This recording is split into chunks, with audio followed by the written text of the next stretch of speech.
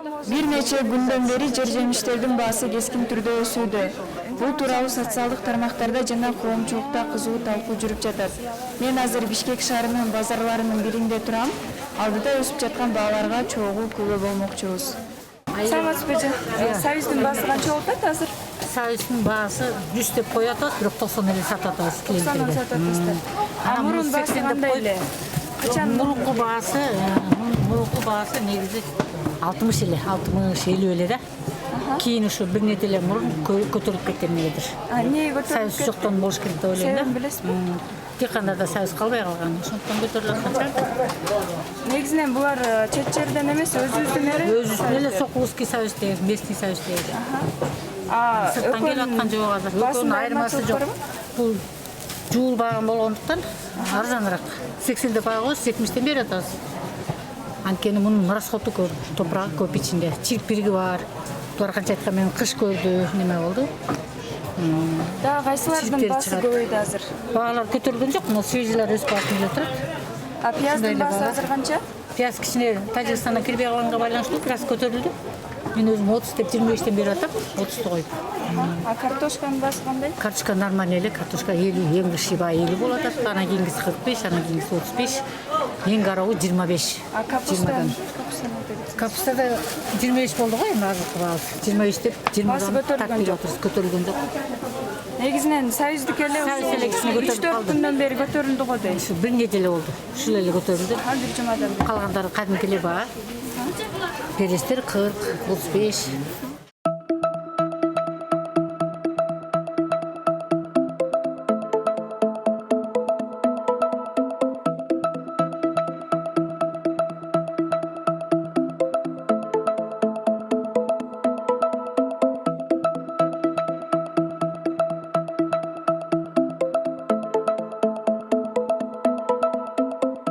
Дыйканчылыктар дыйканчылык кылбай, ошо көп жерлер бош калган. Мисалга, азыр мына жаңы сабиз чыга элек, жаңы сабизге чыкпаганга байланыштуу бизге сабиз келбей, сабиздар кымбаттап дейди, ошо ордунан эле кымбат болуп атат. Мисалы биз 800дөн алган каптарды азыр 3,5-4 миңден алып атабыз.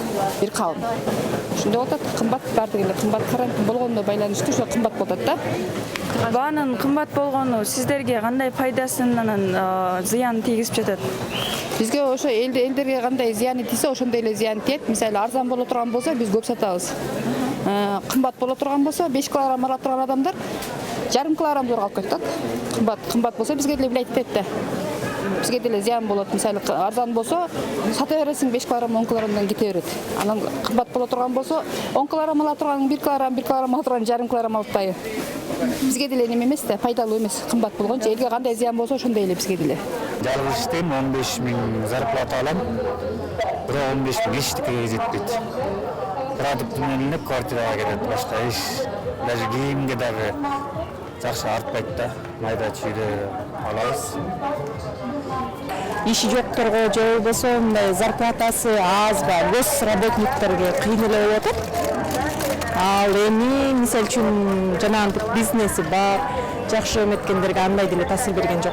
Демек аларга пайда болот деп ойлойм. Алар көңүл деле бөлгөн жок мисалы. Сабиз аябай кымбаттады. Сабизди тамакка кошпой койсок кутулабызбы деп калдык. Элге кыйын, кыскасы карапайым элге кыйын. Бир айда бир айлык алса, аш жетпейт бала чакасын баккангачы.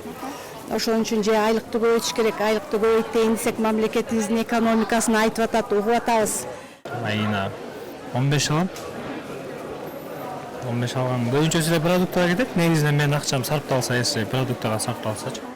Сабиз кымбаттары да элдин баары эле нааразы. Мындай болчу болсо эле арзан эле алчу элек деп. Ошо эле жер-жемиштин кымбатташы. Жер-жемиштин таасир берип атат. Бүт эле баары кымбат, картошка деле кымбаттап атат. Кымбатчылыктын себеби азыр башка жакта көбүнчө бизге эки жактан экспорт болуп келет да. Майлар, кумшекер бар эле. Анан ошонун эмеси менен жактан билбейм, ошентип эле кымбаттап коюшат го, кымбат келди дейт. Таможня жактанчы. А бизде өзүбүздө өндүрсө жакшы болмок. Например, өзүбүздө сахар өзүбүздөн чыкса жакшы болмок чынында. Мисалы, сабиз өзүбүздөн чыгат. Сабизден, ошо 100 сомго чыгып кетти, биз да шок болуп атабыз. Кымбаттап кетти, чересчур. Аны билбейм, мен түшүндүрө албайсың, дыйкандар кымбаттатып атат анан. Айла жок.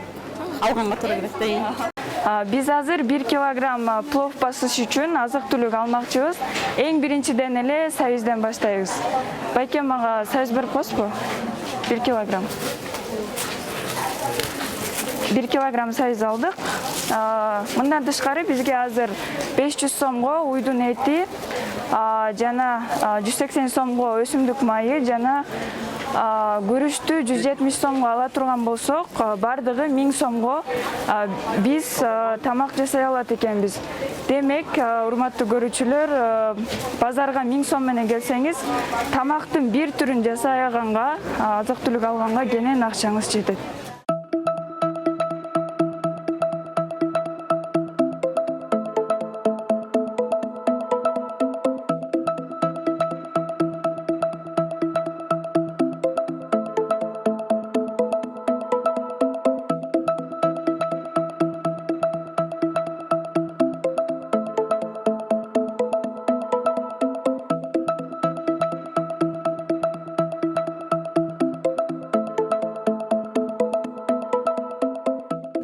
Биз тараптан көзөмөлдөнүп атат. Акыркы мезгилде мамлекет жөнгө салуу келгенден кийин бул жерде өзгөрүү жок, стабилдик. Бул мамлекет жөнгө салуу бааны түшүрүш эмес. Бааны стабилдүү кармап, керектөөчүлөрдү бир жеткиликтүү баада ушул азыктар менен камсыз кылуу бир жаатында кирген да. Ошол жаатта иштер жүрүп атат. Бүгүнкү күндө 10дон ашык ушул мыйзам бузуу аныкталган жерлерде. Ал жактан биз тийиштүү ыкчам чечимдерди чыгарып, бааларды кайра ордуна коюп иштерди алып барып атабыз да.